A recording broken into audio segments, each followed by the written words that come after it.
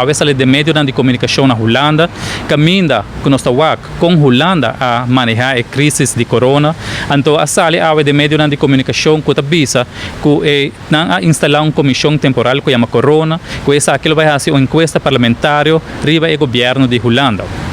O governo atual para sobre a segunda tem certo processo não é bom e o manejo não é bom segundo prescrição não começa a fazer hora que tem uma crise, uma pandemia de um país. Pois se nos comparar